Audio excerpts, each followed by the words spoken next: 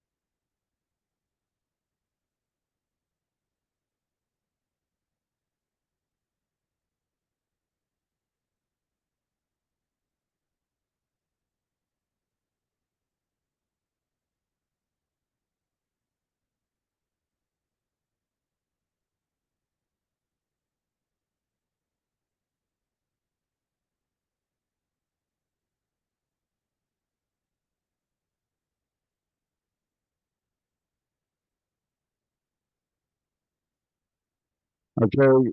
Oh, excuse me. Good morning, everybody. We'll be starting in another minute, so just settle down. It's good to see that we have a number of people who have come this early in the morning, so really happy that you've come, and thank you.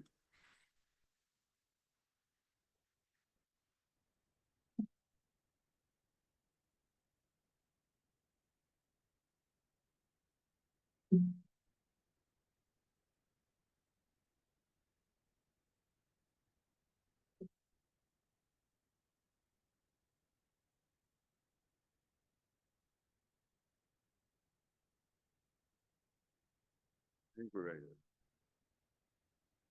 So just, yeah, you just put yes.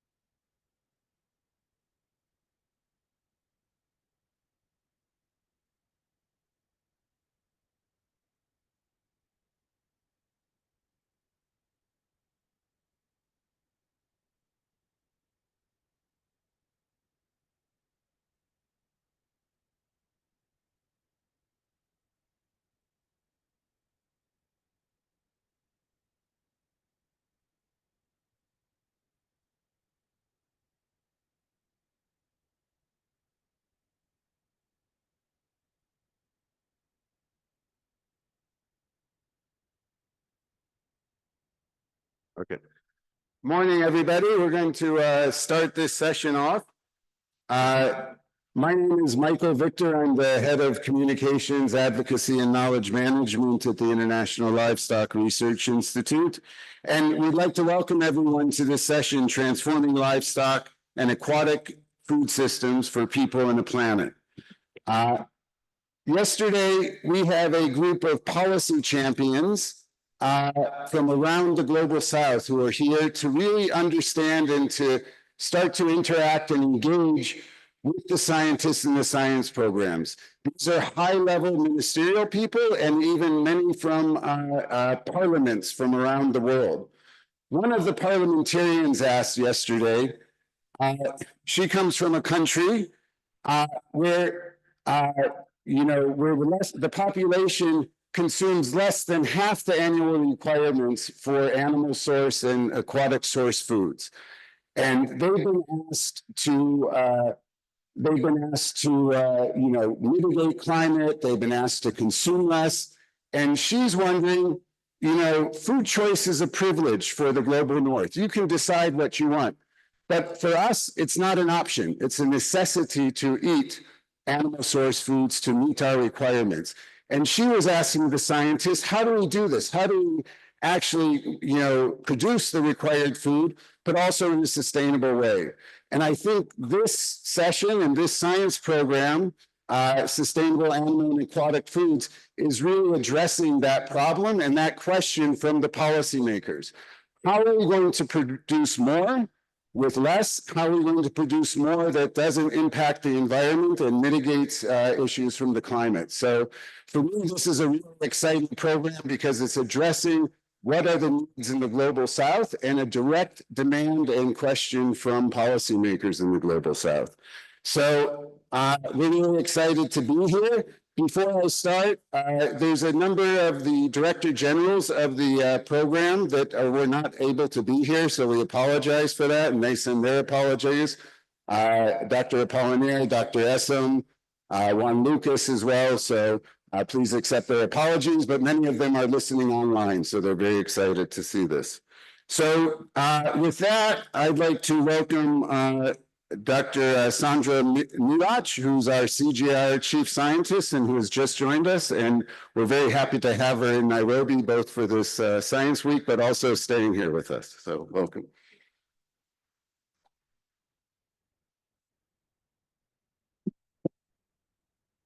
Good morning for those here and for those online. good evening, good afternoon. So it's a pleasure to be here today. And I think Vito already said a lot of the importance of this program within the portfolio, the Sustainable Animal and Aquatic Foods program. And I was checking some of the data that was provided to me, and I felt really something I didn't know, and I thought was very interesting. I want to share with you today. And one is that, small scale producers in Africa, they actually produce 70% of the livestock and products derived from livestock. So in Asia, aquatic foods, fish cash represents 66% in Africa and 47% in Asia, coming also for smallholder farmers. So there are a lot of smallholder farmers or small scale farmers who are actually involved with animal and aquatic foods. What is the challenge then for them? It's that usually it's hard for them to implement new technologies, the investment that they require for that implementation, the incentives in terms of policies for them to continue producing more and thinking about climate and other things. So I think that's what this portfolio is so important.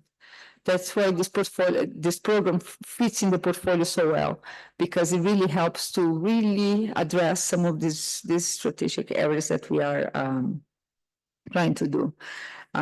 So these gaps that exist in technology adoption, they are gonna fill in those gaps. Will really help us to move this forward and help so many people who rely on aquatic foods and also animal foods, and we can actually have more access to that. So I think it's an incredible thing. So I will say that in this program there are, as Vitor said, I think it's about building resilience and inclusive livelihoods, right? By providing this more nutritious food. Is how do we bring protein and then the nutrition that comes from animal aquatic foods to the plate, and the people can afford to eat that. I think that's a very important one. Also, increase safety of their food. I think it's very important, and affordability of their food. And then also, while doing that we are really mindful that we don't want, by producing more food, we don't want to actually have an impact in the environment, especially emissions. Methane emissions for livestock is one thing that I think comes very often as one of the things that we need to look into it. So I think we need to find solutions for minimizing that impact, if not even mitigating that impact. So this cannot happen without the engagement of the community of partners that we have. CGIAR plays a very important role in developing solutions, but many times the solutions can only get to the farmers and the people on the ground with the engagement of regional, national, local, and the communities that are going to benefit from it. So I'm really glad to see many of you here, many of you partners who want to engage into this journey with us to solve some of these very big problems. I hope you have a very good section. I'm going to stay here for a while, then I need to go to another section, but I will stay for a while, and I'm here listening and learning with you, so we can actually address these big problems. Thank you for coming today. Thank you very much, Sandra. That's great. And as we move on now, I'd like to welcome Rodriguosa, who is the interim director for the CGIAR Sustainable Animal and Aquatic Food Science Program, and he'll talk to us about the evolution of the program. Thank you, Michael. And on behalf of the program leadership team, I would like to welcome you all in the room, as well as colleagues who are attending the meeting online. How many of you like to eat fish, shrimp, oysters, please? Good. And how many of you like to eat chicken, eggs? And how many of you are vegetarians? You also have seaweeds and forages. You are all at the right place. We are going through challenging times where a lot is expected from us as scientists, as research organizations, as CGIAR as a whole, to address a lot of problems and turn them into opportunities to produce more aquatic and animal food through the transformation of these systems. For example, we have overfishing, which is a big challenge because most of the fish caught is transformed into fish meal to produce more aquatic and animal foods. We also have a lot of gaps in productivity going through across the global south, for example, and inefficiencies that is threatening the farmers and also the aquaculturists. We have a lack of data, and without good quality data, it's difficult to plan investment and make policies.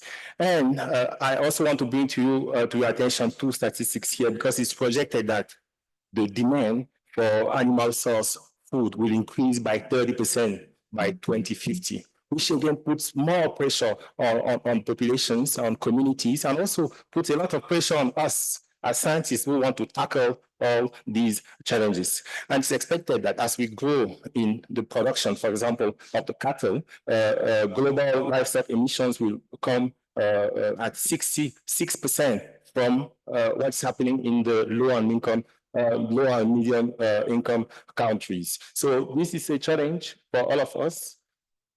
And the good thing is that this is not the first time the CG wants to tackle all these challenges. So we are building on the initiatives. So there were 4 initiatives that were put together, the result, the lesson learned and everything, to actually design the sustainable animal and aquatic food science program. And we have, for example, the sustainable animal productivity, the aquatic food, the livestock and climate, as well as the One Health.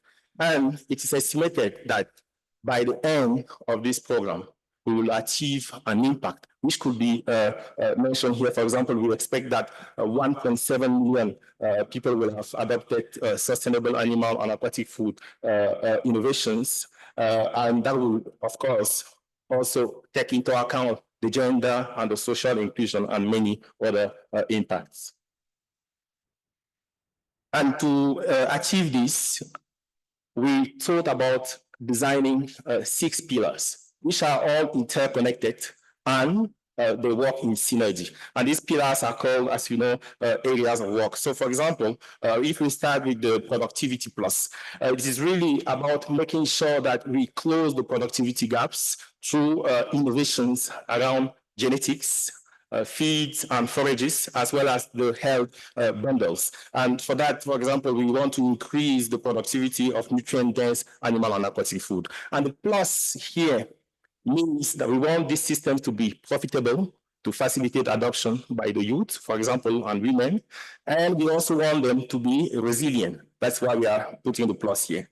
The other area of work is about climate and environment. And the goal here is really to address the environmental and climatic challenges associated with animal and aquatic food production. And we want to do that through the development of resilient practices that not only mitigate and adapt, but also create some benefits. We have the third area of work is about One Health. And here we want to ensure the safety of food production for the health of the animal and aquatic foods, of course, but also the health of the people consuming them, as well as the health of the ecosystem as a whole. And on this, we will be working a lot about around biosecurity, antimicrobial resistance, and also how to really make the aquatic food and animal food production more safe. Then we'll go to the area of work on market system, policy solutions, and scaling. We will be building resilient, inclusive market systems and enabling environment, as well as implementing scaling strategies. And concretely, what we want to do here, we want to develop business models around animal and aquatic food production to facilitate adoption and make sure that we link up with scaling for impact to ensure the adoption and the use of all these innovations developed through the SAAF program. The gender, youth, and social inclusion area of work is really about integrating solutions across animal and aquatic food production value chains that are inclusive and empowering and equitable. So we really support the empowerment of women and youth in the animal and aquatic production systems and make sure that we create equitable social norms as they practice the production of animal and aquatic food. And the digital solutions, digital and data solutions, this is very key. And Sandra was mentioning this to me a few minutes ago again. We really have to leverage advancements in digital and data science to enhance the program outcomes and impact. And this will be critical for policy makers, for example. And as you can see, when we talk about gender, we talk about digital solutions, we talk about climate and environment, all that is linked to the other science programs and accelerators, which really makes us a portfolio. So the SAAF is part of the portfolio, and there is a clear link between the SAAF and the other science programs and accelerators. When we were working in the writing team, we agreed that we'll be working in 23 countries. And in February, we had an inception workshop with the stakeholders from the 5 centers who are implementing, the 6 centers that are directly implementing the SAAF, namely Hillary, Worldfish, ICADA, the Alliance Biodiversity, CIAT, UNI, and IFPRI. We got together in February in Tunisia to deprioritize some countries because with the resources we have, we cannot be in 23 countries. And based on some criteria that we established and we agreed upon ourselves, like the places where we could work on more than one area of work so that to create the synergy, the places where we can bundle technologies, and the places where we already have like a track record of partnerships and so on, we ended up deprioritizing about 5, and now we are at 17 countries, and we are going through a more extensive exercise of prioritization, which will either confirm, increase, or maybe even reduce the number of countries or the sites so that we have greater impact. As Sandra always says, think about the impact and think about how you can use the resources to tackle the greatest challenges to achieve that impact. That's what we are working on. And of course, when we talk about impact, there is no way the 6 centers, as well as the accelerators and the Scaling for Impact program, will achieve all this impact on our own. Partnership is key. And when we talk about partnership here, we are talking about governments. We are talking about the National Agricultural Research and Extension Services. And this specific case of the NAS, I want to cite my colleague Ampos here, who always talk about the fact that we work with them in complementarity, we strengthen them, but we don't substitute for them. So we work as a team. We also have, of course, opportunities to continue to work with some of the NGOs, the community-based organizations, and the universities. And Ismahan was very clear on the fact that she wants to see more universities from the South being involved in this type of program that we are putting together. But we also need the private sector, because they are the ones who will be driving all this. They are the ones who will adopt most of the innovations and make sure that animal and aquatic food is on the table of the people who need them the most. And I would like you to meet the team. So we have PMU, we also have the areas of work leads and co-leads, their names and pictures are there. The interim deputy director is Karen, my colleague here. We work closely together. And this team is like the program leadership team, but there are many other people who are working in this science program, who are working on the ground. We have research assistants, scientists, senior scientists, principal scientists, partners, and so on. So this is just the face, but we recognize that partnership is key here, and I would like to thank you all for your attention.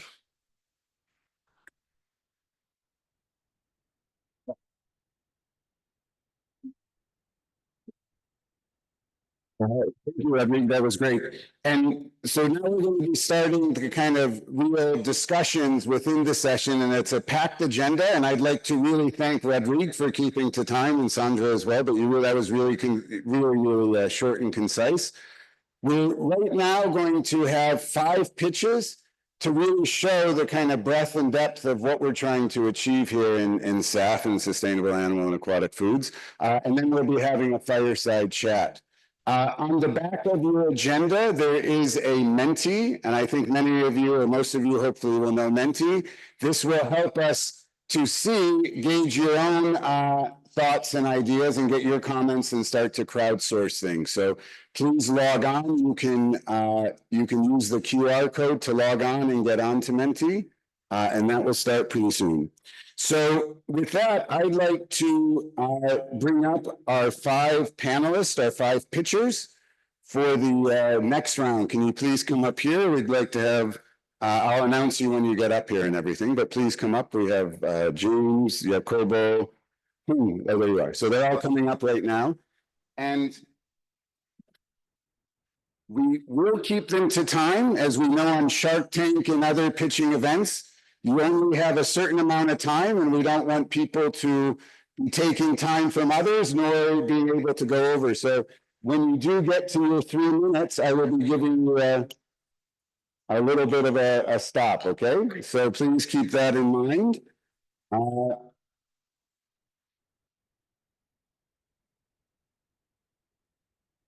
Okay, great. And it's great to have everyone up here. This is a real kind of excellent pitching network, and I hope you guys you'll see on the Menti, there's some questions, and be constructive and be hard, as we know with this. So with that, I'd like to give the opportunity for James Rao, who's a researcher at ILRI, to talk about the $1 million future farmer. Thanks, Michael, and good morning, everyone, for being here this morning, including those who are probably joining online.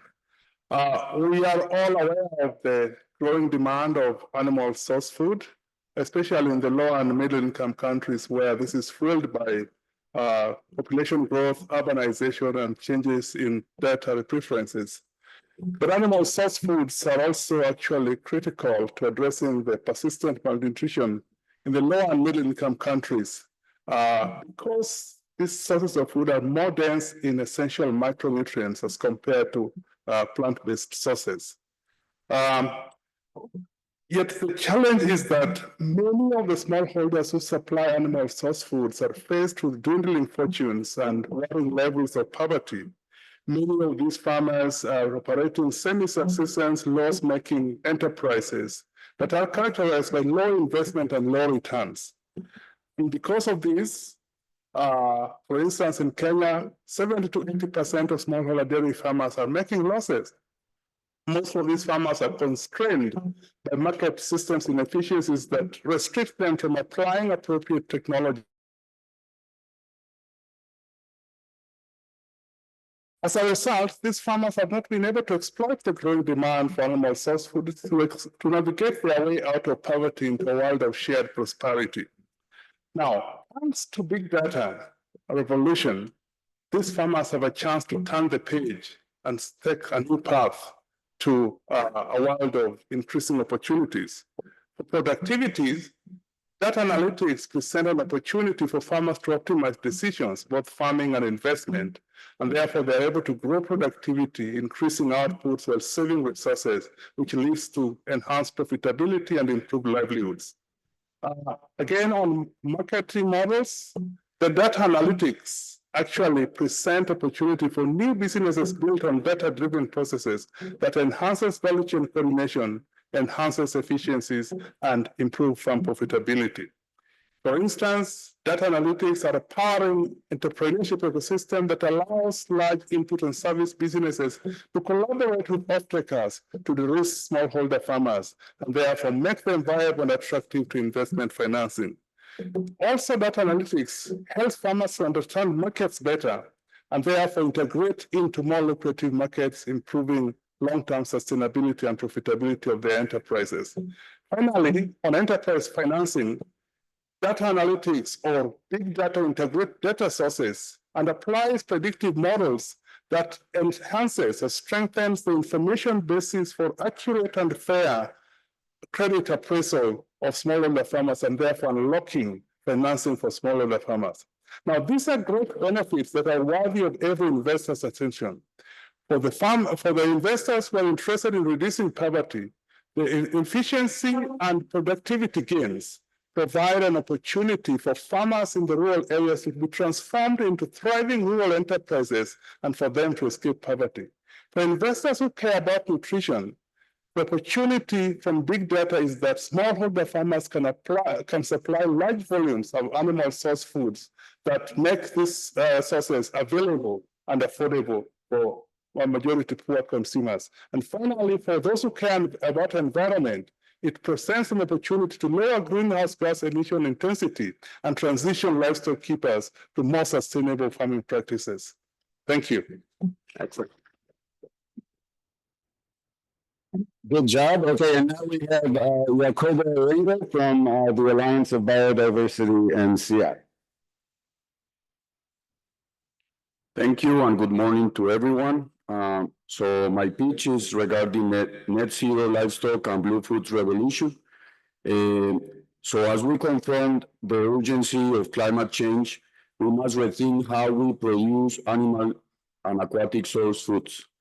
These nutrient-dense foods are crucial to meet the dietary needs of a growing populations, particularly in the global south where we work, but put great pressure on the environment. Livestock systems, as you know, contribute to about 14% of the greenhouse gas emissions, while unsustainable aquatic practices jeopardize biodiversity and water quality. Yet, this is not a dead end. Through radical science-driven innovations, we can rewrite the story. Let me introduce such a game changer, tropical forages.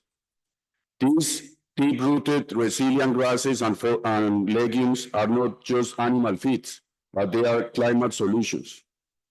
Through rigorous research and on-farm testing, we have shown that improved tropical forages first sequester great amount of carbon in soil, especially because their deep root systems translocating the carbon that has been emitted in the atmosphere, capturing it by photosynthesis and put it in the soil.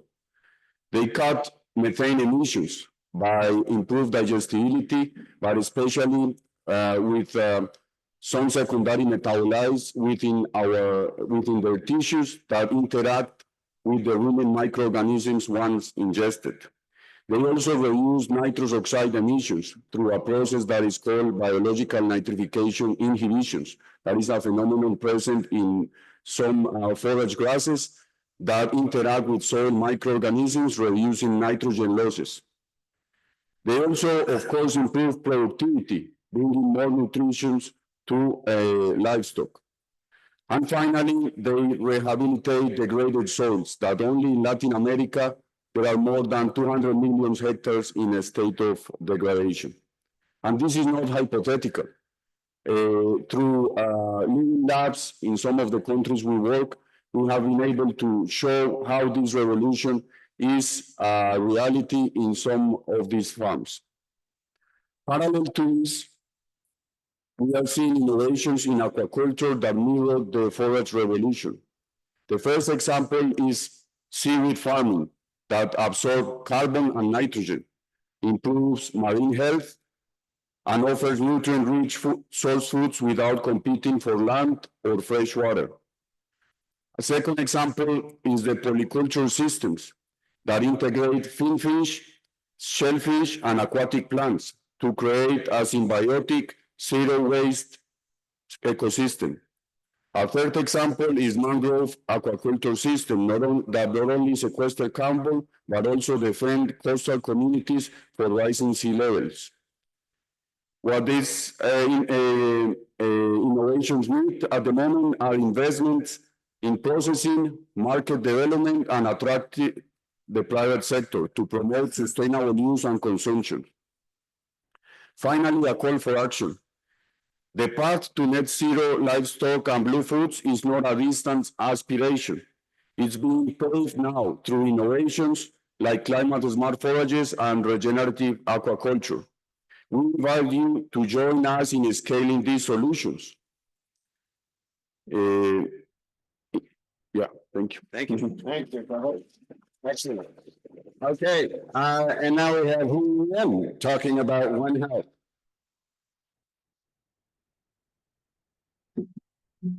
Thank you very much, Michael and Victor. Good morning, good afternoon, good evening, everyone here and online. I will talk about how, from CGIAR perspective, One Health can help to solve some of the problem of food system, in particular diseases and food safety. So, One Health approach become a very popular approach now in the world because it emphasizes very much on the participation of different sectors to work together to improve health as the intersection of health of people, animal, and the environment. So we are not talking about true health, we talked about One Health. And some of the global challenges we are facing at the moment linked to the food system is basically zoonotic diseases. COVID, for example, disease coming from animals, killing 7 million people and causing many disruption in our society. Antimicrobial resistance, killing more than 1 million people a year, and foodborne diseases cause a loss of economy of about more than $100 billion a year. And most of these problems are in the developing country where we are working. So from a CGIAR perspective, how we can contribute our effort to solve this global issue? So we have worked for many years in food safety in informal market, for example. From that, we justify with many findings and evidence, and we have shaped the agenda of funding research in food safety for major donors, for example, the World Bank, FCDO, ACR, and so on. So the evidence of CGIAR have contributed to shaping the research from that, but we will also come up with an intervention to reduce the burden of disease in the traditional and informal market. In Kenya and in Vietnam and some of the countries, zoonotic disease is very important. So we have developed integrated surveillance system to help the country to know where the disease is and actually to target the intervention to reduce the burden of these diseases.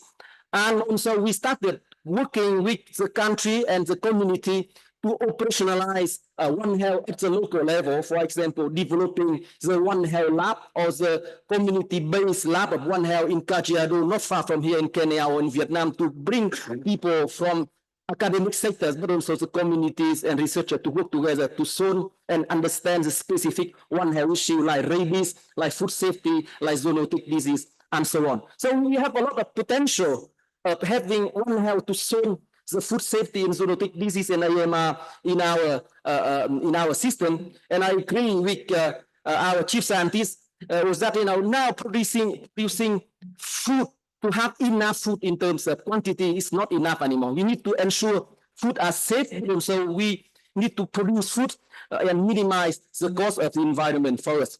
So finally, I just want to say that to make One Health happen, we need to have investment of people, the government, the donor, and a different organization to make One Health work on the ground.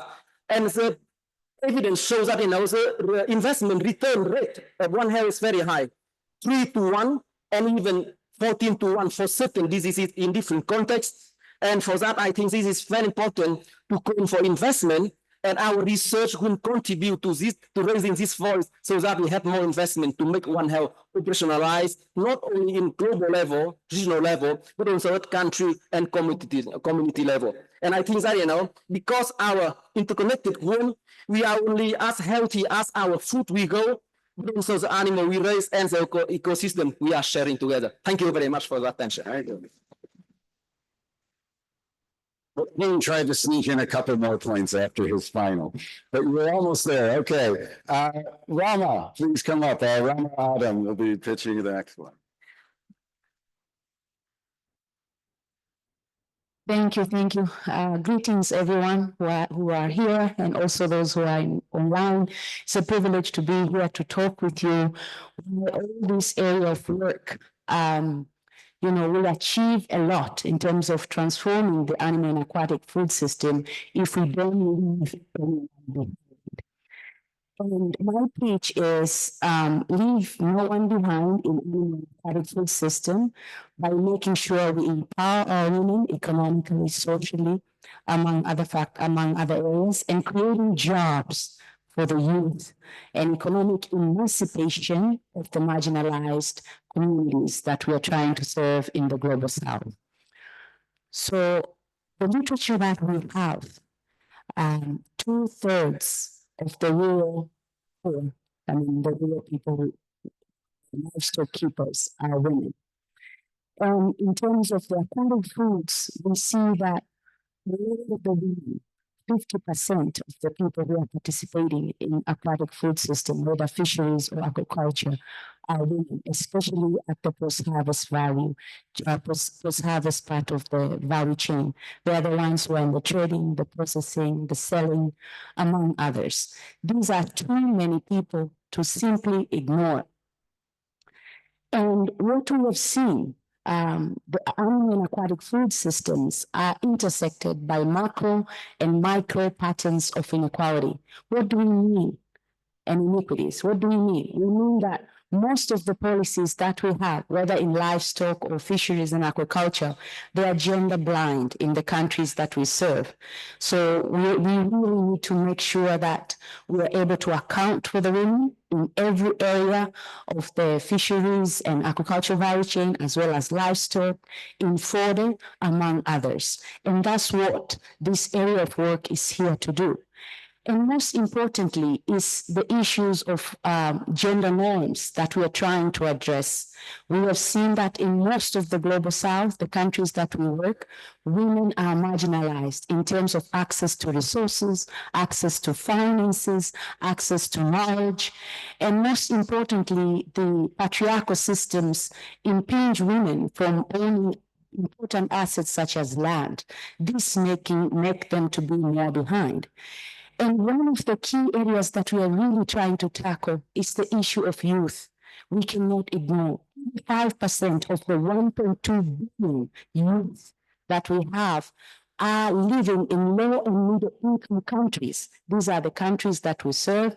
And as the CGIAR, we have stated in our 2030 research and development strategy that we want to make sure that we provide employment, good quality employment to 267 million youth. That's 1 in 6 of the employed youth. That's very high. And in the SAAF program, we're going to make sure that we contribute to these numbers. And what are the solutions that we have? The solutions that we have is to make sure that we build evidence, where there is invisibility in the women and in the youth. We already have important tools that are measuring women's empowerment, such as women's empowerment in livestock index, women's empowerment in fisheries and aquaculture index. To make the needed data, to build the needed evidence that will feed into the policies that we are working in the countries that we serve. Most importantly, we want to be able to understand what are the youth aspirations. For those who are already involved in the animal and aquatic food system in the sector, where are they involved? Where are they gaining the most? Where are they happy and thriving? And how can we be able to unleash the sector that we are trying to serve? And apart from that, within the centers that we work in this animal and aquatic food system, we already have the interventions, the knowledge, for example, gender transformative approaches, combining with issues of financial inclusion, building business acumen, building the capacities of the women to thrive, whether in livestock or fisheries and aquaculture, to thrive in the, ensuring that they have climate smart technologies that they can pick and use, and we want to make sure we use that. So why should we really invest? We should really invest because if we empower women, we make sure youth are in the employment sector, we are going to get vibrant economy, economic stability and economic vibrancies of the countries that we serve, and longevity, and being able to be resilient in times of stresses such as climate change, outbreak of diseases, among others. And lastly, we're going to break the circle of poverty that we see in these people that I've mentioned, the women, the youth, and marginalized communities. Thank you. Thank you, Rami. Okay. A little bit over, but we'll let it go. Okay, Marie Charlotte, the last one. Thank you very much, Marie Charlotte. Okay, thank you, Michael. Good morning, everyone. Well, I want to talk about the urgent need for investment and investment in our food system, and more specifically on regenerative aquaculture and sustainable livestock farming. That's the focus here. And I'll simply start by reminding you some big facts and numbers about the challenges which are in front of us. We have heard about carbon and methane emission. Well, in addition to that, land is also an issue. Livestock farming, for example, occupies around 30% of the heathland surface, while providing only 18% of the global calories which are consumed. On deforestation, that's again a story that you would have heard. Livestock production specifically is a major contributor to deforestation. On water, again, you know that livestock farming especially has a high water footprint, at least in some cases. Water pollution, aquaculture and livestock do contribute to nutrient loading and impacting the water bodies. Biodiversity, you would have heard about unsustainable aquaculture practices leading to habitat destruction, particularly, for example, in mangrove, which are yet crucial for carbon sequestration. So those are the issues that you would have heard about. One may argue that those are global north issues. Well, kind of, but not only. That's also an issue for the global south. And that's also an issue for the global south and for smallholder farmers that we work with, because it influences the overall narrative and the investors thinking around the food system. Well, so we should obviously be worried, but those facts should not discourage us, because the disconnect between the environment and animal and aquatic food system is not a given. There is no fatality, and the connection can be rebuilt. That's the case for regenerative aquaculture and sustainable livestock farming. So let me start by regenerative aquaculture. We have heard already about polyculture, farming different species together that can enhance the biodiversity and improve the quality of water. Investing in the sector could also involve developing eco-friendly feed alternative and improving the design of the farm. Seaweed farming, again, we have heard about that. That's also a way to have carbon sequestration, but that's also provide a nutritious food source that does not compete with land for use. Shrimp farming can be integrated with mangrove restoration. Again, that's a win-win between carbon and the biodiversity. Water bodies can be utilized for multiple purposes: aquaculture, irrigation, livestock.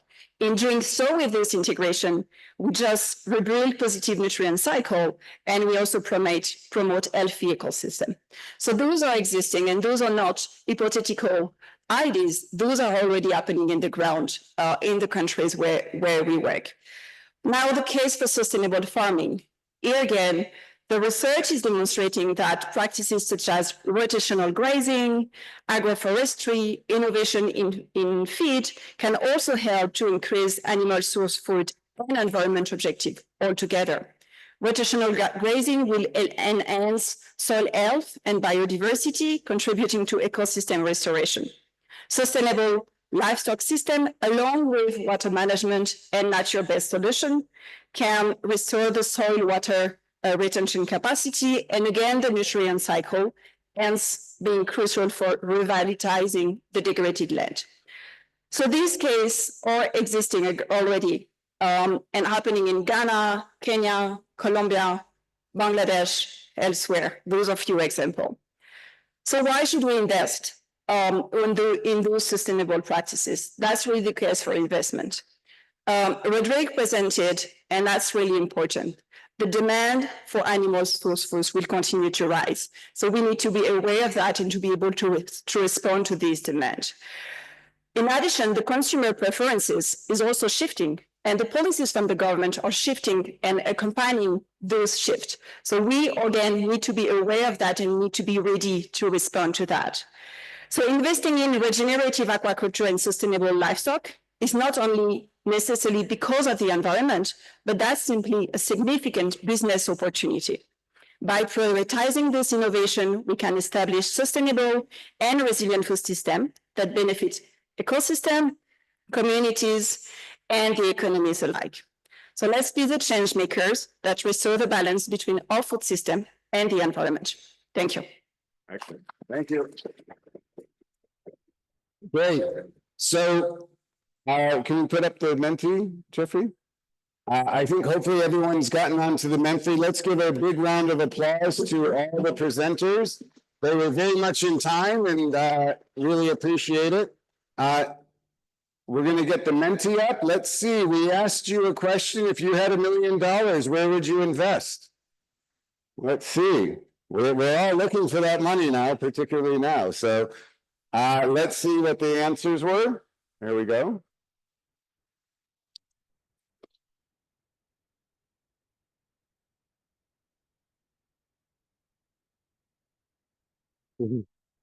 This is, there we go. Jeffrey's got it. Okay. We have it's a close race between climate smart innovations and markets.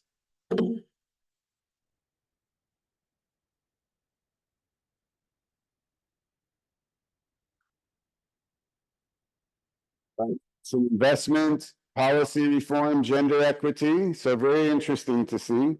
We have about 40 people. I think we're about 70, 80 people here. So let's see if we can get it up a little bit higher. Okay.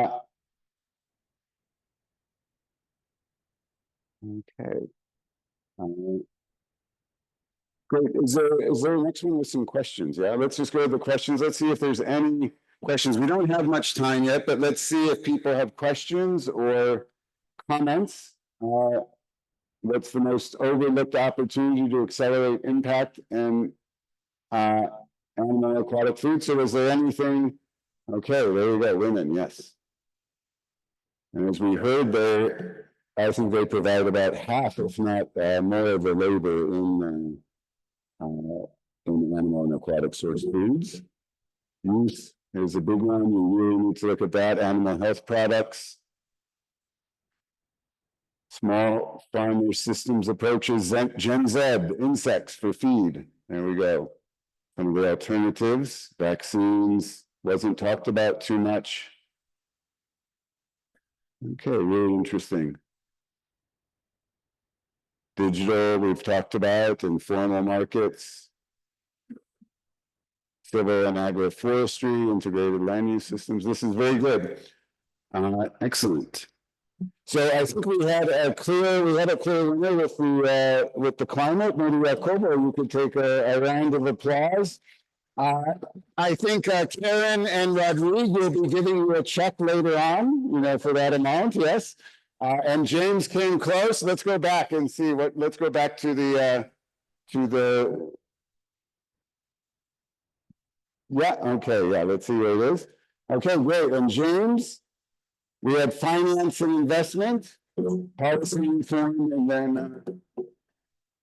and then gender and equity. So that's great. So let's give a round of applause, final round of applause to the pitchers. Please come off because we're going to have the next round. And we wanted to really, you've heard from us now, and we really wanted to provide an opportunity and a little longer opportunity. That's why we really tried to make the pitches short, to provide our partners with an opportunity to really say what they want to do in this program and what they're asking for, and for us to listen a bit. So this next session, I'll welcome Ekta Patel from Ilriep, who's going to be our moderator for this fireside chat. We don't have a fire really, but it will be kind of a chat with our partners to really get an understanding of what their aspirations are and what they see as the needs. So welcome, Ekta.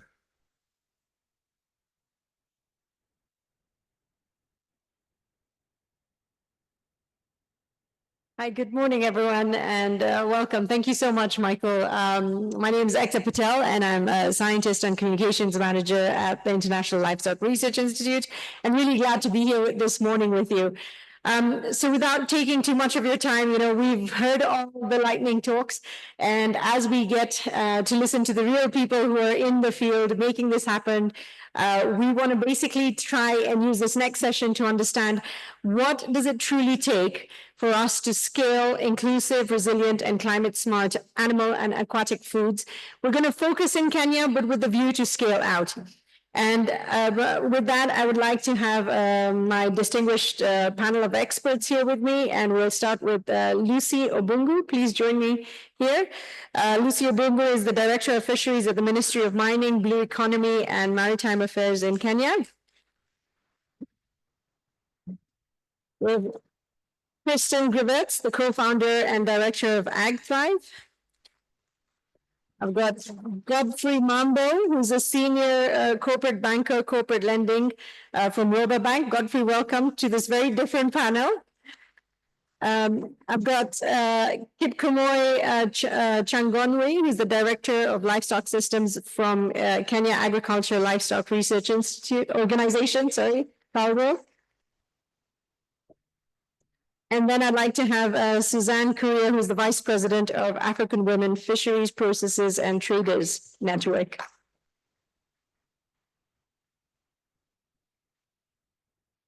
So to my panelists, so welcome to all of you, and thank you all for being here. We're going to sort of dive right in. I think one of the... Oh. Apologies. We also have Oliver Simwa, who's our dairy farmer. Oliver, thank you. Sorry, you're sitting here from Kakamega County. Oliver, thank you so much.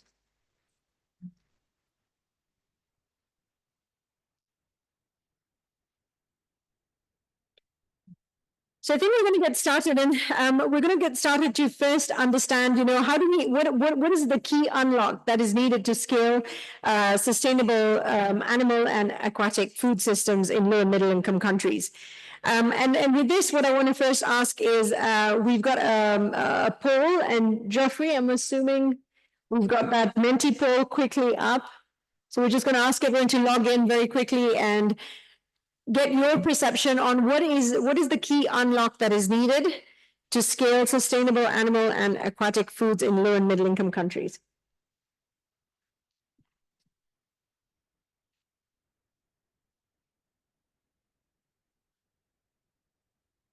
And everybody can just log into sort of the same Menti and the codes put up there. Maybe we can start taking a couple of responses.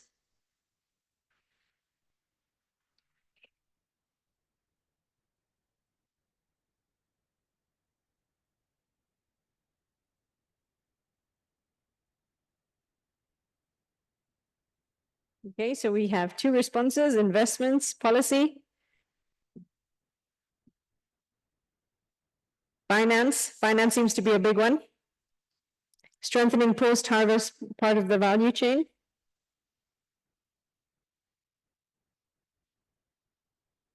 Understanding externalities.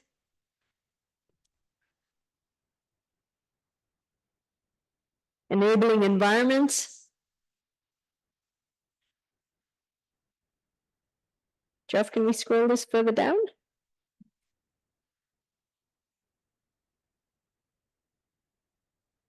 Disease management, data analytics, education, money. So these are sort of very diverse keys that we're looking for to unlock. I think what we're going to start now with is going directly to our experts, and we're going to ask them, what is holding us back? And if you, I'm going to start with our livestock scientist here, Kip Kamoy. What are the science and technology perspectives, and what is the biggest constraint in scaling sustainable livestock productions? Over to you. Hector. The biggest constraints in scaling livestock production, apart from the policy issues that surround that, are the poor veterinary services, availability, quality of the veterinary services available to the livestock farmers. We also have issues to do with extension services that have been reducing over the years, and they are essential for the farmers to bridge the knowledge gap. And these are the major areas that affect uptake of new technologies that the farmers would require to increase and improve their production of livestock. Thank you. Thanks. Lucy, what do you believe are our top policy bottlenecks that are stalling the process to transform Kenya fisheries and aquaculture? Good morning, everybody, online and also wherever you may be. The most important policy bottleneck is as a result of unsustainable utilization of fisheries resources and low uptake of aquaculture production. The cost of inputs for these services is quite high and constraining. The cost of seed in particular, and more so the cost of feed, feed comprises 70% of aquaculture production. And it is not available, it's not accessible, especially to small-scale aquaculture producers. The equipment required for climate-smart aquaculture production is also very constraining. It's not possible, or it's very constraining for them to access. Then we have the issue of fragmented legal frameworks. The system in Kenya is a devolved function, and sometimes there's a bit of clash in implementation of the legal framework. Apart from that, I would also like to say that uptake of technology is very constraining in Kenya because people like doing what they always know. If you look at aquaculture production, for example, the small-scale fishers, the inputs they require to even improve to the next level is a bit difficult. To make it worse now is the issue of marketing, the value chain, because accessing the market is not very possible to reach the consumer. You may know, as you may know, for the commercial fish farmers, they actually invest both in production and even in the value chain to ensure that the fish reaches the consumer. The demand is high, but does it reach everywhere it should go? Maybe not, because the value chain is not very well developed so far. For the time being, I wish to stop there. Thank you.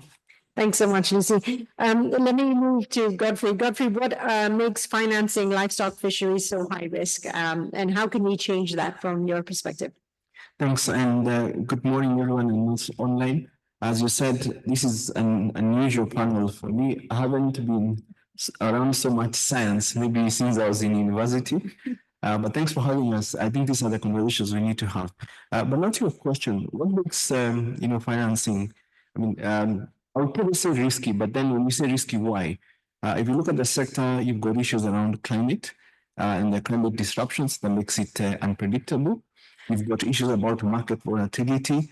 It's not quite easy to tell what the market price is going to be, 6 months down the line, sometimes even 3 months down the line. You've got challenges around infrastructure. As soon as you go to the rural areas, and this is not just in Kenya, but in many parts of Africa, you will find where the smallholder farmers are located, especially if it rains so much, it becomes almost impossible to reach them. And then you've got issues about biosecurity. If you're financing someone who's got a herd of cattle, what happens if there's a disease or, chicken or whatever else that you'd be? And then lastly, I would say access to finance. It's strange, I would say that as a banker. But if you look at how financiers and bankers look at how they lend money, you probably want to lend money to where the risk is quantifiable and where you're probably assured you're going to get paid easier. And when you look at these livestock sectors and you go back down to the smallholder farmers, sadly, they're not probably viewed as very viable people to lend money to. Thanks. Thanks. I guess we're going to have to change that, and we'll come back to you on that one. I'd like to go back to Captain Moore. I just want to sort of basically understand, some of the barriers that you described. How are we able to change that so that we can make progress? And in terms of sort of also investments for the farmer, how are we able to link back to say it increases investments and gives confidence? Yeah, of the challenges that are running, and I'll just say that few of them. Looking back to how do we get there, we need to make sure that the farmer is visible, the farmer is able to be assessed by the bankers and be able to have confidence that the the farming activity is going to be profitable enough for the farmer to pay back to the bank. And one of the ways is the registration of farmers.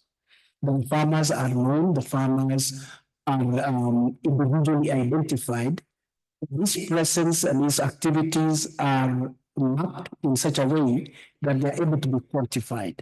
And that placing the quantification on each individual farmer and also as a group of farmers, because it makes it possible for farmers to access credits and be able to enhance their productivity on farm. And examples abound of farmers coming together through cooperative societies, farmers coming together as a consortium of special interest groups to move in the direction of visibility so that farmers are able to be reached out as a group, as individuals. There are programs that target that area. And targeting to register the farmers, targeting to have these farmers join together as a group and be able to access credits. The other thing is to have these farmers access markets, because once they access markets, they are able to have the value chain of each individual value chain by the farmers to be able to be individually for the purposes of credit availability. Thank you. Thanks so much. Lucy, let me come back to you. And you mentioned sort of like tech and, technology is not being well used. And how do you believe that the farmers can interact a little bit more with this, besides sort of just access to it? So I think what should happen is, for example, in Kenya, it's important to have demand-driven research and innovation and then disseminating the same and making it accessible to the farmers. If that is done, then they get to know what is new in the market, where to access it. But this is also linked to access to finances, because the technology may be there. For example, aquaponics is one of the technologies which is being introduced, but it is very expensive in Kenya. For a small-scale farmer to do aquaponics, he requires to access funds. But how do they access the funds when sometimes the interest rates are very high? The collateral that they're supposed to provide, they may not even have it. And go back to the government. Is the data available that the farmer can use to access resources? Is it authentic? Can you fall back to data? As a country, we have data gaps, for example, in aquaculture, considering that you can easily get data from a commercial fish farmer, but can you really get data from a small-scale fish farmer? They are scattered all over. That is also another way that you can see that there's a weak link between policy and investment. There's a lot of technology out here, but sometimes the technology has to be adopted in the country and through research, be domesticated in a way that it is accessible more so to small-scale fishers. For commercial fishers, they can easily access it. Thank you. Thanks. Roba, last question to you. What are we, what are we able to, Godfrey, so what are we able to do so that we can change sort of investments and access to investments when you look at these challenges?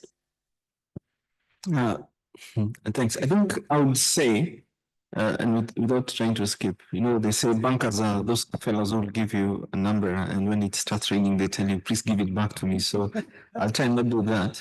But I think an integrated approach, and if you look at the conversations this morning and throughout this week, there's a lot of science here, there's data, there's a lot of knowledge of what's going on, what's happening with the smallholder farmers. And if you were to look at it and more from an integrated approach, all the way from the smallholder farmers to the middle people, the processors, and the final off takers, and then put together, so to speak, probably branded finance solutions that look both on the commercials, which are important, but also looking at the impact. You can give financing to these smallholder farmers around Lake Victoria or the northern part of this country, the social impact. So that could be one approach.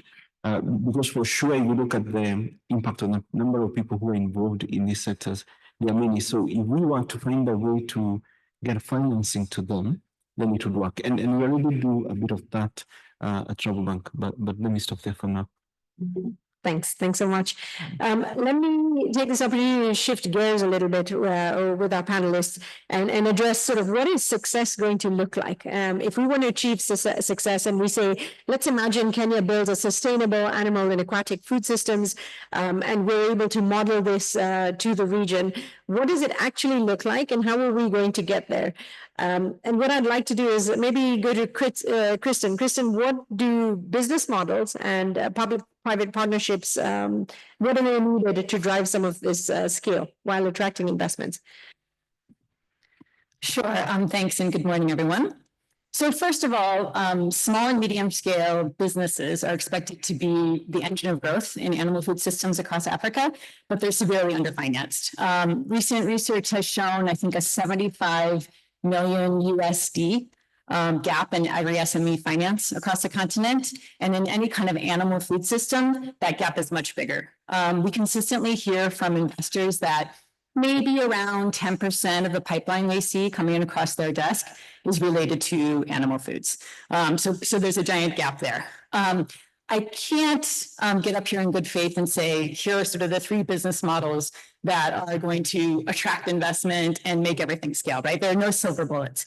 But we do know there are some things that business models need to have to be able to attract investment and scale. And those are, so they have to be able to generate revenue and become profitable. They need to meet consumer demand. They have to have strong leadership and a skilled management team. They have to have and be able to tell an impact story. This is particularly if they're looking for impact investment, as Mamba was mentioning. They have to know how to manage risk, and they have to have honestly received capacity building from even researchers such as yourself to be able to do that. We've heard many stories of investments that have failed or have never gone forward because of risk due to climate, biosecurity, animal disease. There was an investor in Tanzania who's going to invest in a meat processing company. The suppliers lost a huge portion of their livestock in the drought. The investor pulled out. And so that's just one example of a risk that caused an investment to fail. And they also have to be investment ready. So they have to have the skills needed to speak to and also to develop the materials that are needed to engage with investors. So Kenya is actually really ahead of the game on a lot of these things. So I'm going to give you a couple of examples of that. So we, and that's my company, AgThrive, and also ILRI, have partnered on a call for SME livestock and poultry businesses in Kenya. And because we're offering some light touch investment readiness support to them and some engagement with investors.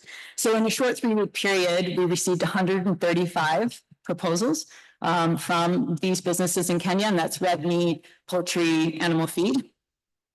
So let me just summarize some of the sort of stats on these businesses. So the majority had less revenue than 50K USD a year, but a good portion, just over 10% had between 50 and 250K, and around 15% had 250K or over. 60% had audited financial statements. Almost 40% estimate they will be profitable within 1 year. 95% engage smallholders or pastoralists. 97% say they can help achieve climate resilience in animal food systems, with a similar number reporting that they could contribute to the goal of ending hunger and ensuring safe and affordable, healthy diets. These businesses are all raising capital. 30% are raising between 50 and 250K USD. 25% are raising over 1 million USD. Well, one is raising over 5 million. You might be interested in that one, Mamba. And 40% are majority women-owned, just under the same for youth. So if you want to scale sustainable animal food systems in Kenya, starting with these businesses is not a bad place to start. And to quote one of them from their proposal, we are working in the community that we were born in and have experienced the challenges firsthand. They're operating on the ground. They know how to manage it. Another quick example from our similar operation that we ran last year, one of our partners was able to secure a 500,000 USD in impact finance. This is a SME in Kenya working in the dairy sector on health and genetic supply, input supply. And their business model is they negotiate prices with manufacturers, reduce the number of actors across the supply chain, and leverage technology to overall reduce the cost, and they pass down those savings to the farmer.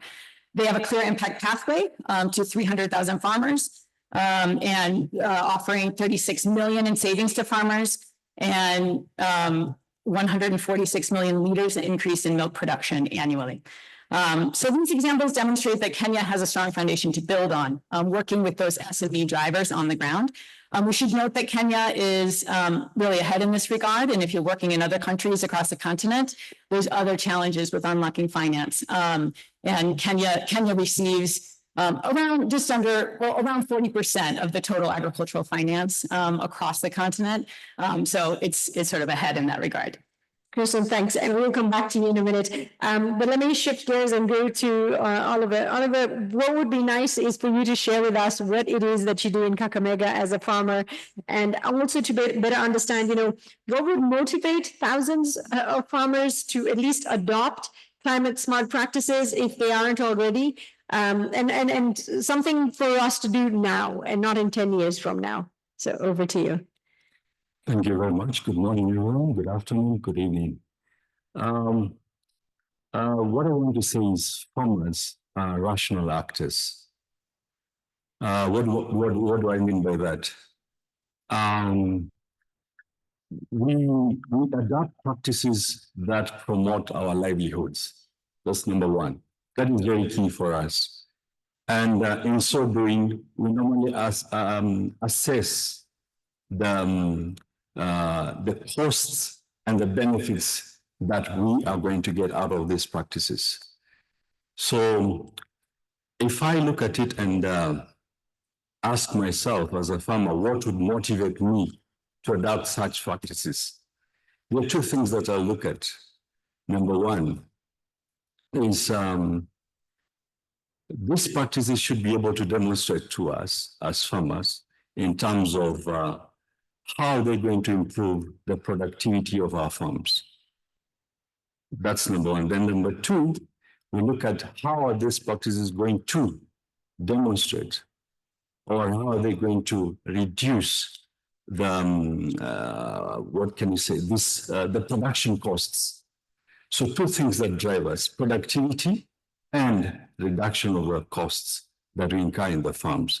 So if they're able to address this, we shall adopt this, not just tomorrow, but today. Thank you. Oliver, just staying with you for a minute, are they currently, do you see that the farmers are adopting any sort of climate smart practices as we speak, or do you see any shift there? It kind of depends. If you go right into the rural areas, some of them are not practicing. They are not aware of them. So there is a lot of capacity building that has to be done for them to appreciate. And number two is the costs that go with this. Like I said, we look at the cost first and the benefits that come out of it. So some of them, yes, some of them, no, most of them, not. Yes. Thank you. Let me move to Suzanne. Suzanne, we've heard we don't want to, from Rema here, that we don't want to leave anyone behind. So what does a gender transformative aquaculture system look like? And have we built it, or do we need to build it? Thank you very much. Good morning, good afternoon, good evening, everybody. Inclusivity, I think, would be my first one. And it's inclusivity by design. Be visible. At times we are visible physically in the room, but invisible because we don't get a voice or an opportunity to speak out. So I think we need inclusivity by design. At decision making, we need to be at the very start of the conversation and at the very end or at the implementation stage. Two, I look at equity. access to affordable credit, input and finance. Remember that we are economic drivers, we're in business, but is our value, does anybody pick our value? We're always underpaid, what we bring in our time, nobody ever takes it into consideration because we're supposed to be there and that's what we do. So that needs to change. Then, of course, we need safety and dignity in what we do. We are literally undermined when it comes, especially to the agricultural and the fishery sector. We have a lot of challenges there. And so for me, we have the right to thrive, not to just survive, what I would be looking at. And the other thing is that every time we speak gender, the men already say it's a women issue. So for me, gender is we must work together with the men. The men must be the champions. And we must start bringing this from an early age, that women too are at the same level. So I think we need to bring into the conversation, not to fear, not to move behind, but to understand that it's together that we can be able to bring this change. Thank you. Oliver, can I ask maybe for some quick reflections as well as a farmer? Have we, is there sort of inclusivity or is there any gaps in that system that Suzanne shared? No, to Oliver. Sorry, kindly answer again. So I'm asking for a reflection on what you've just heard from Suzanne. Are there any gaps when it comes to farmings and farmers? Have we left anyone behind or do we need to make any improvements in that space? We need to make improvement in that system for sure. Yes. And then we also, I'm going to come back to Lucy. Lucy, you're sitting in a position where we're making decisions. Are we doing enough or do we need to do more in this space? We definitely need to do more for sustainable development and socioeconomic growth. We need to do more in terms of collaboration, in terms of partnerships, and as I mentioned earlier, enhancing demand-driven research and innovation. And anything we do in terms of innovation should reach the farmers, not only the commercial ones, but even the small scale. And this applies not only to aquaculture, but also in fisheries. We need to do demand-driven research to diversify even the available aquaculture practices and technology. For example, in Kenya, we concentrate on catfish and tilapia fishing. That is what everybody thinks about. But there are others, there's seaweed farming. We need a good seed to do that. We can go to crustacea, shellfish. There's a lot that can be done to improve this space. Thank you. Thanks. Kristen, over to you. Let me ask you, we've been talking about business models and you've been talking about SMEs. Do these SMEs include the farmers or do we need to do a little bit more in this space to access that marginalized community? Yeah, and mostly what I was talking about with the SMEs, yeah, some of them are farmers that have scaled to a certain size, but many individual farmers and pastoralists are even more underfinanced than the SMEs. But these SMEs are needed to, they're the ones who are providing right now the inputs, the knowledge, the markets for the farmers and pastoralists. They're sort of that middle, and certainly there's a need for the other. And I do think, I think what we are talking about in here is how do you bring sort of research together with government and business and these other groups. And one question I had was, how many people in this room are from the private sector? If you could raise your hand. So one of the problems I think in achieving this scale is that we don't sit together in the same room and we don't speak the same language. There's the language of government, there's the language of business. There's the language of research and there's different, sort of a cadence of doing business, even down to meeting length and that sort of thing. And I think we need to sort of troubleshoot around that issue, get into the same room more, learn how to speak to each other. And to be honest, it does in a lot of ways mean researchers and government figuring out how to speak the language of business and meet them where they are. Thank you. If you all actually could just share with me, so what do you believe is one bold move that could change the game in the future of animal and aquatic foods? What is needed to make the change so that we can inspire other people around the region? If you could just think that through, and then maybe we can start with Oliver and come all the way up here on this end. Thanks.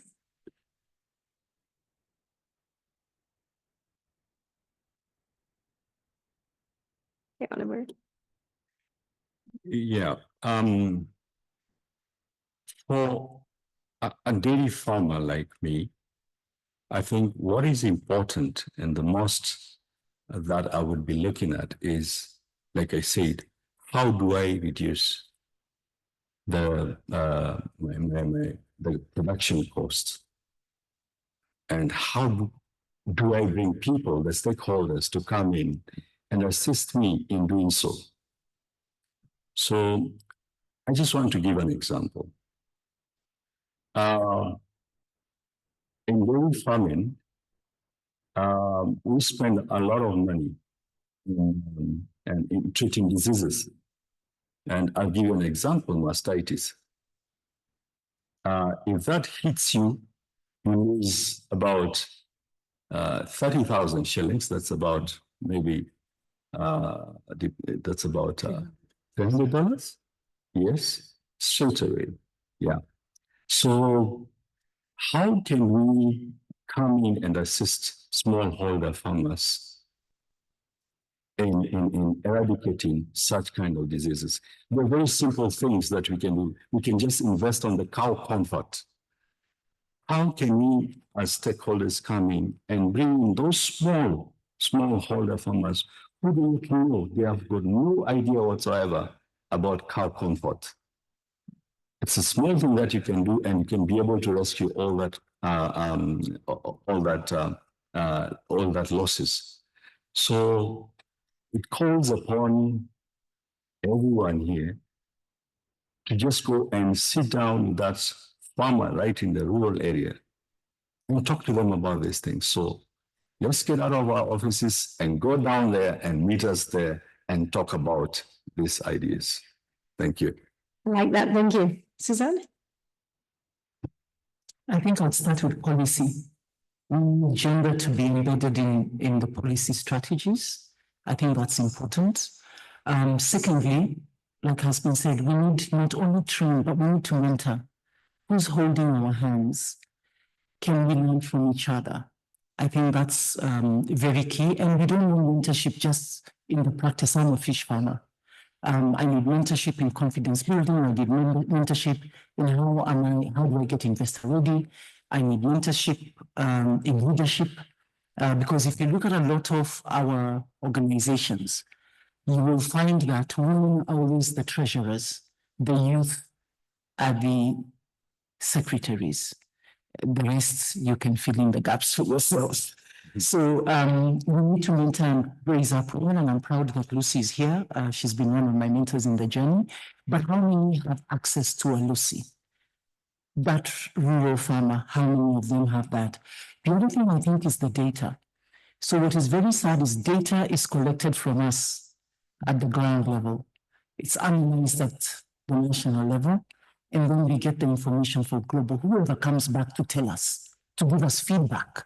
I think that's a disconnect that we need to be able to start taking cognizant of the fact that I need feedback, so that from there, it helps me also knowing what are some of the interventions we are looking at. We need, of course, to bring in technology. It must be user-friendly.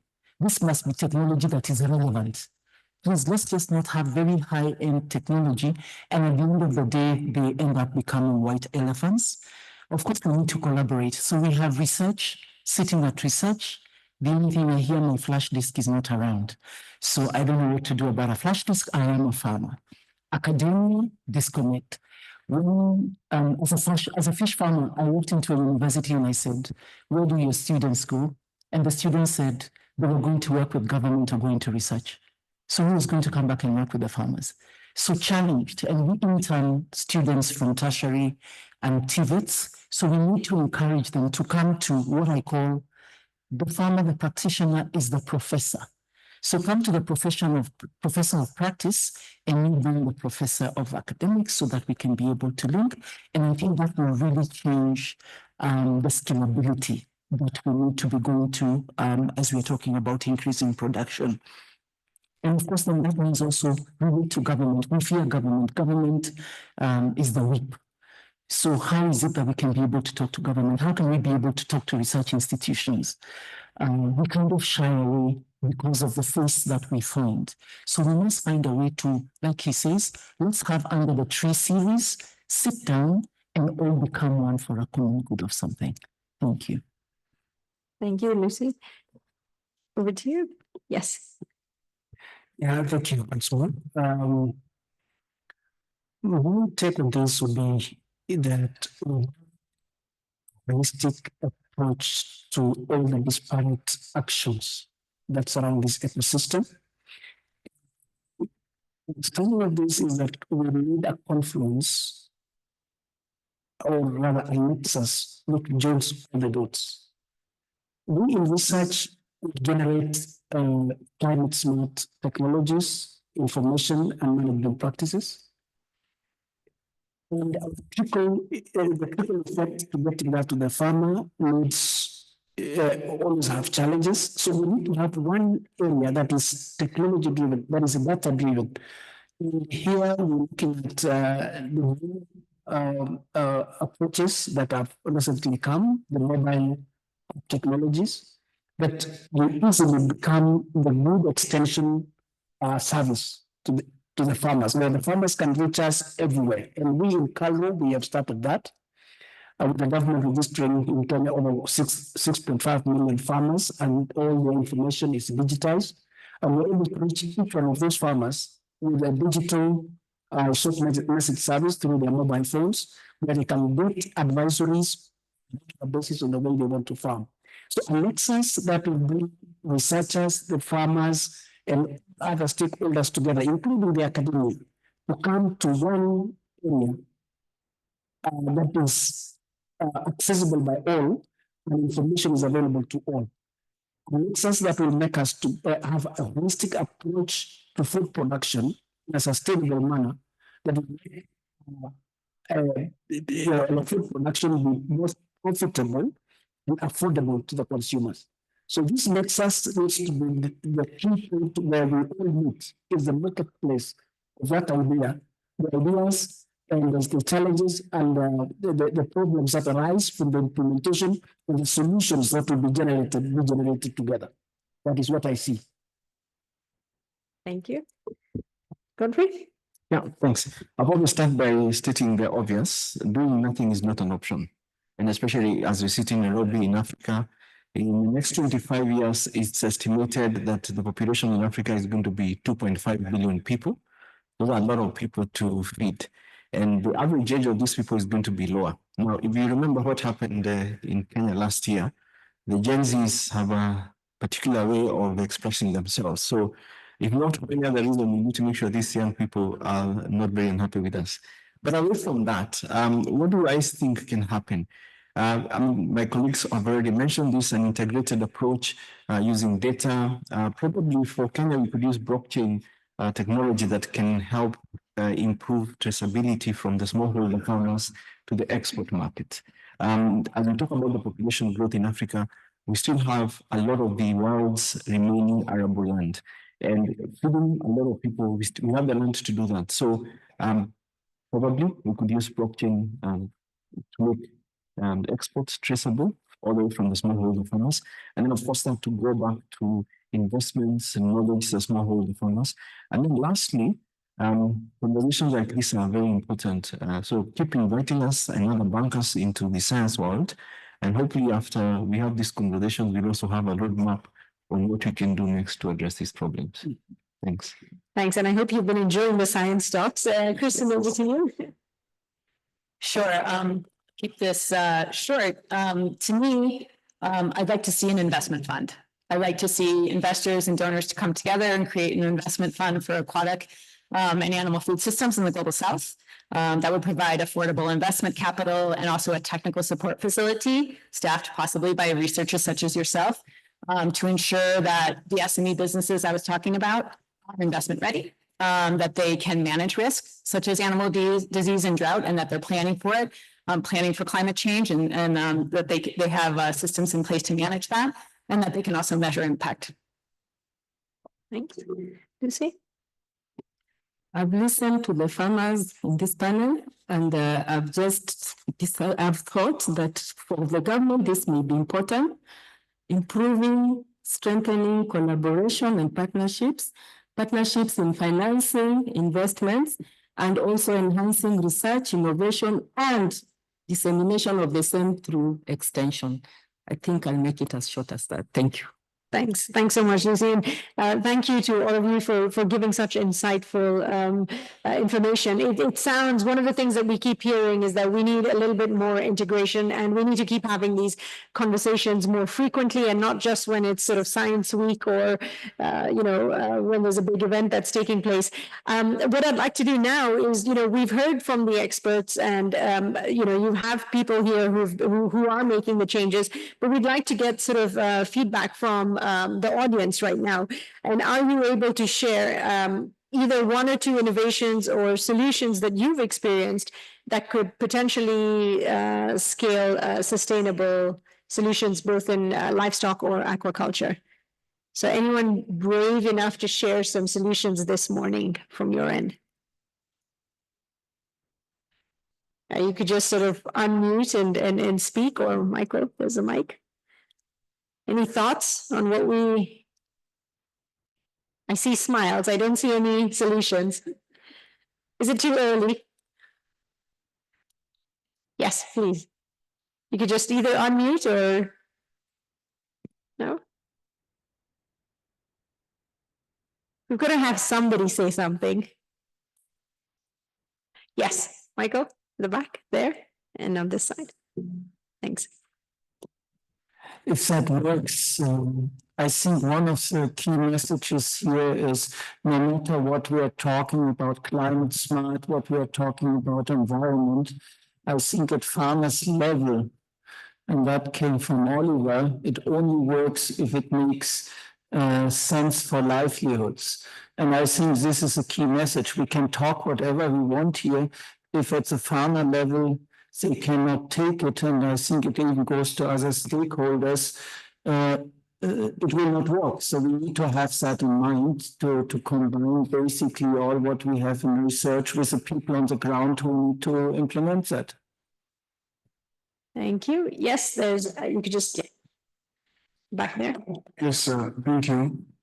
I was listening to the dairy farmer, and I come from the animal health sector, from the World Organization for Animal Health. And what I learned was, as international organizations, as government, and NGOs, we tend to build capacity at the regulator level, as an example of the producers, but we do not, or those people who control the production, but we do not scale down or make sure that our capacity building is well cascaded around to the farmer. To understand, when we say animal welfare, we're talking about comfort in the dairy animal and what it means for them, because they're not going to invest on creating comfort out of their own pocket without understanding what it means as a return. So I think that is the missing part. Thank you very much.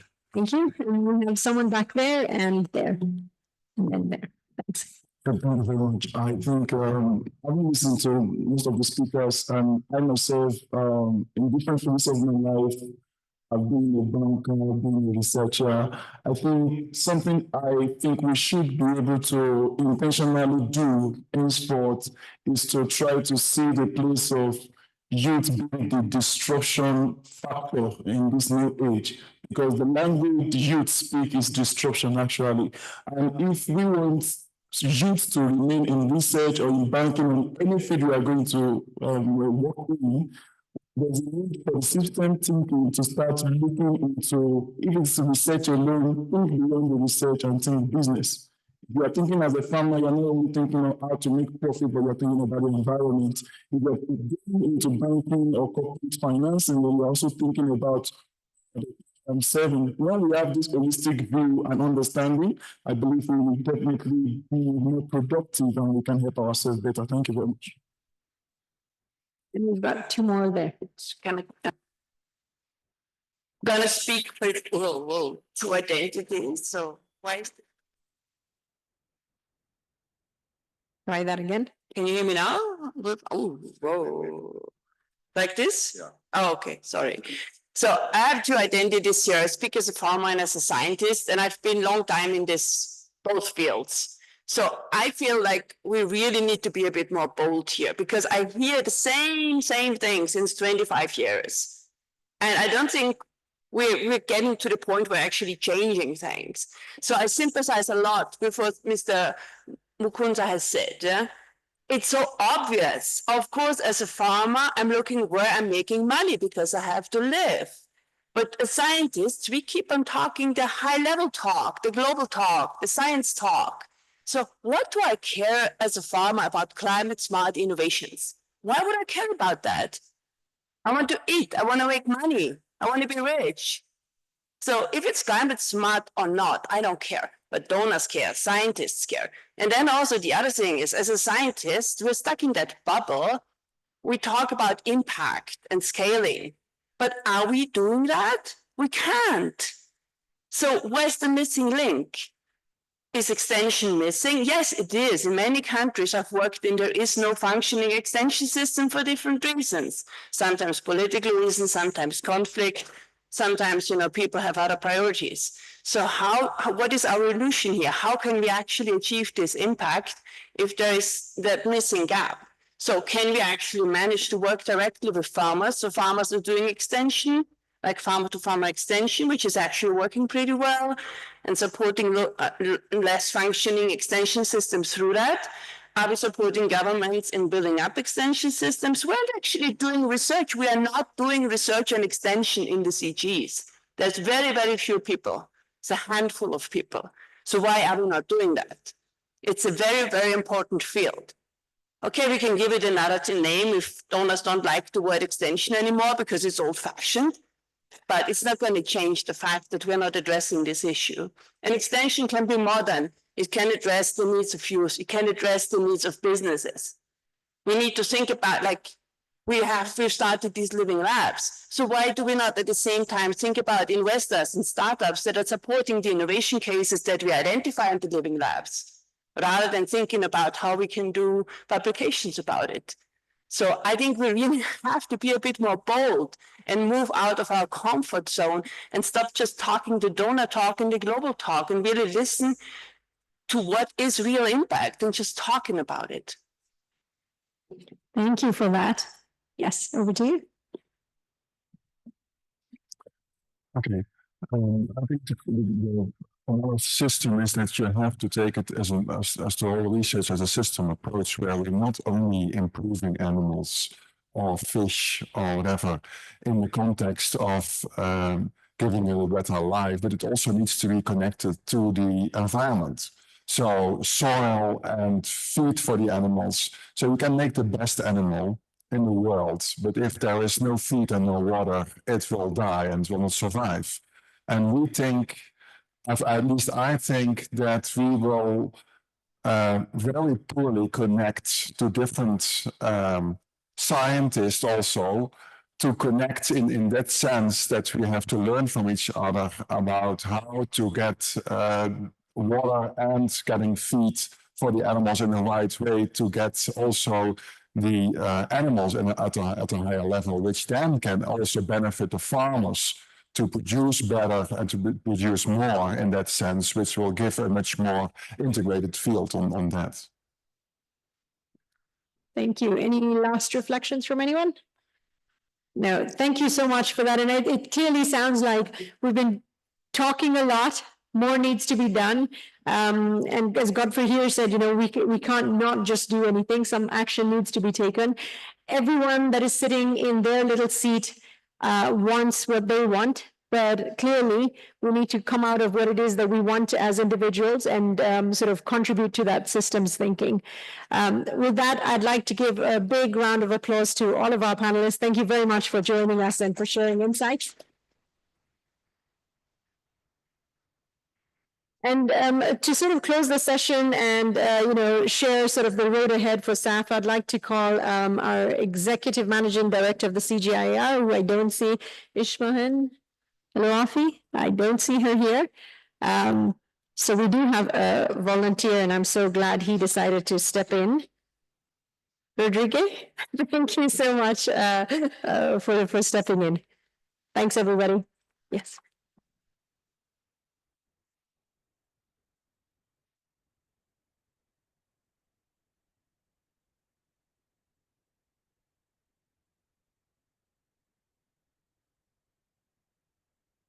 Thank you very much, Hector, and thank you again to the panel. Please, one more round of applause to the panel. I would like to make a disclaimer. I'm not the executive managing director of the CGIAR, and she's supposed to come actually in 2 minutes. So I will be talking a little bit, and if she comes, she will take the floor. She's coming. Okay, so it's confirmed. And I want to take a few minutes to just recognize the fact that we are coming from afar. A year ago, we met at ILRI campus to discuss the first steps to design the SAAF science programs. And many of you were in the room. I remember, and I want to recognize the presence of Bonnie in the room, who was the convener of the writing team, but also recognize many of the colleagues who contributed to the design of this science program across the 6 centers that are implementing it, and also the director generals who really invested in the people who could travel, attend meetings, and so on, so that we could have what we have in hands today. But that was the first step. As our chief scientist, Sandra, said many times, what brought us to this stage is not necessarily what will take us to the next stage, which is the implementation of the SAAF program on the ground and working together to achieve the impact we want to see.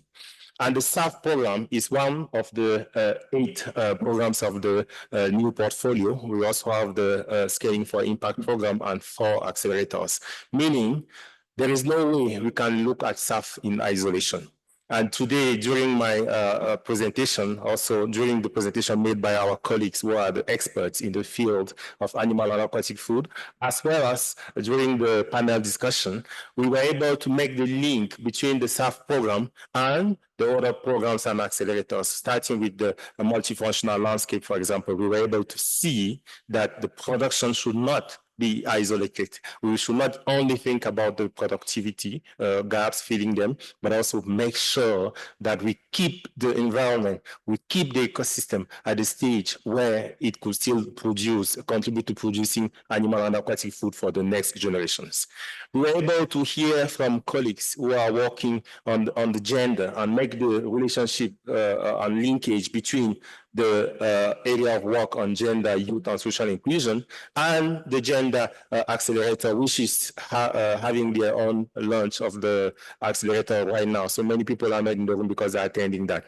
So we also had the opportunity to hear about regenerative aquaculture and livestock farming, which are actually the opportunities not only to produce, but also to. And on this, by the way, Ismahan is coming. So please, can we welcome Ismahan in the room?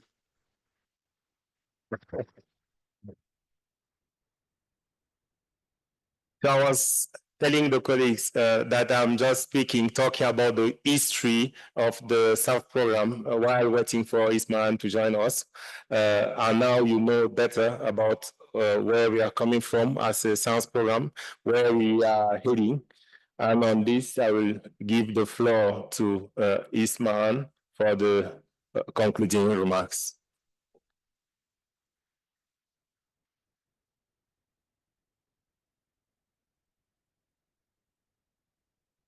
Okay, I was just feeling the gap. Thank you. Good morning, colleagues. Apologies if I am late. So I think as we conclude this session, and I know that I see the room almost full, it's good. I know that the program is quite important for all of you, and so it is for us. So I want to really reflect a little bit on the bigger picture. The future of food system depends on how we translate research into real-world impact, and that's what we have been discussing since Monday. Animal and aquatic foods must be part of the solution for nutrition, livelihood, and for sustainability as well. And that is really the mission of this program, SAAF or SAAF. But the journey isn't one we take alone. The road ahead of SAAF is about deepening, particularly the country integration, the investing in capacity sharing and strengthening collaboration, both within the CGIAR and beyond. SAAF is embedding itself within national food system priorities, ensuring alignment with government policies, private sector investment, and community needs. Kenya serves as a strong model that can be replicated across the continent here in Africa, but also across the world, where already SAAF is operating, working closely with government, with NGOs and research institutions to tailor to local realities. For sustainable transformation, we must invest in people. That's why SAAF is committed to two main things, and I'm sure you discussed them this morning. South-South collaboration, ensuring knowledge flows between regions. Second, developing the next generation of researchers through targeted programs. And third, engaging policymakers and engaging investors to turn research into action at scale. SAAF's success relies on collaboration at every level. Externally, our partners span national research systems and institutions, universities, communities-based organizations, private sector actors, and policymakers. By integrating local knowledge, scaling innovation, and shaping policy, we create enduring impact beyond the research lab. We need diverse voices at the table to create solutions that work for all of us.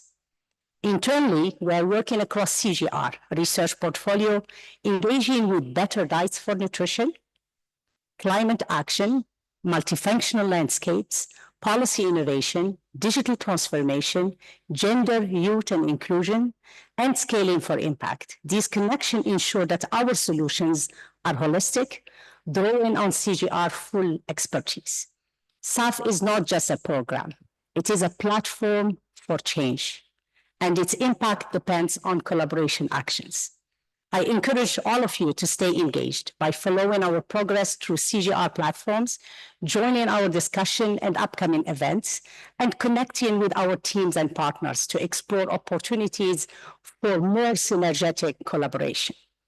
Whether through research partnership, through policy engagement, or innovation scaling, your involvement is crucial in ensuring that sustainable animal and aquatic food become a reality.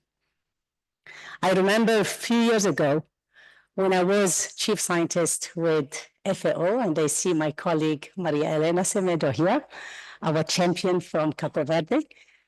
I remember there was a splash on aquatic food in Nature. And what it says there, it's 1% of our protein only come from aquatic food. And there was a discussion. And I came out and they said it has to increase, and I was vocal. And then the colleague from fisheries came to me and said, Ismahan, yes, it has to increase. But from aquatic food, there is more than protein. It's micronutrient and macronutrient. So I think really we talk about proteins, but we don't talk enough about macronutrient and micronutrient, both from aquatic and animal food. And we have to spotlight, we have to change the language and the dynamic and the dialogue around it. So not only proteins, but much more micronutrients that we know are super important for a human being. So really, I hope that together we can turn ambition into action, drive lasting change for food security, livelihood, and the planet. And very proud of all my colleagues that are behind this program that have really worked over almost a year to come up with such a powerful, ambitious, and implementable program. Thank you very much.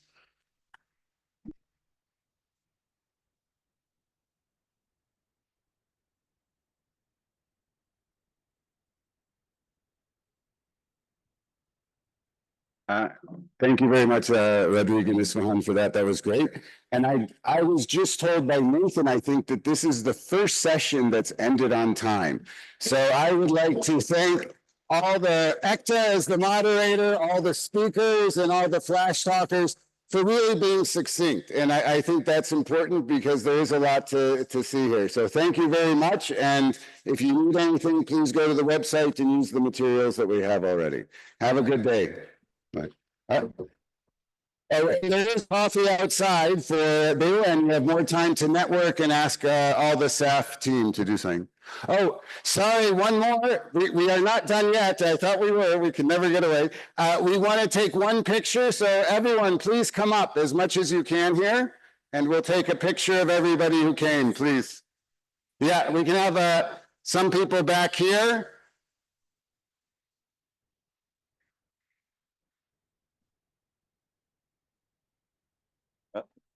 Yeah.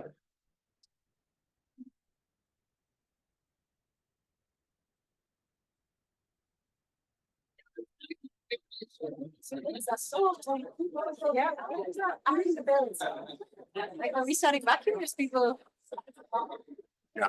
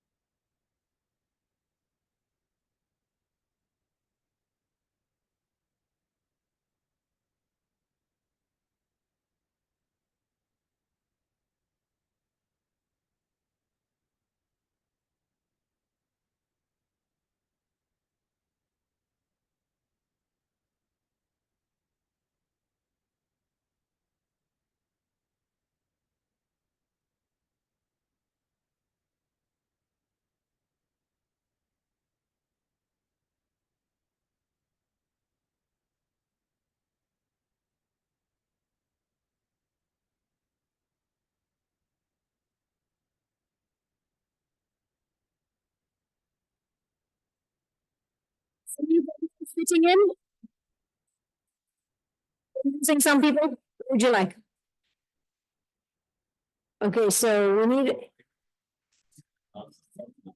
So maybe some people in the front can come and sit down, the people on the edges, so we don't lose you from the picture.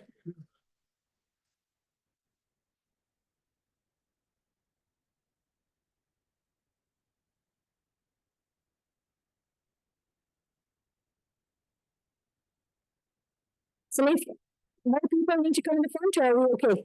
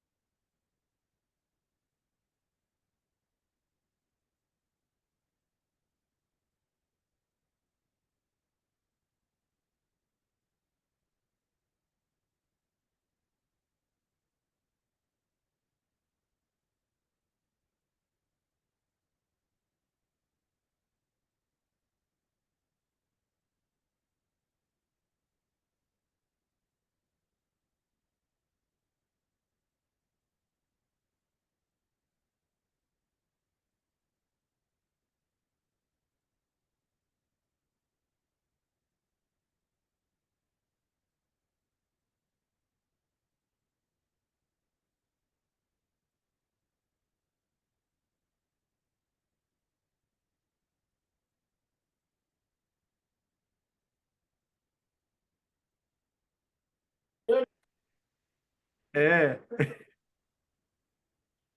They're finished already. Oh, I'm gonna end this. Reclaim host. They are finished, right? Yeah, they are finished.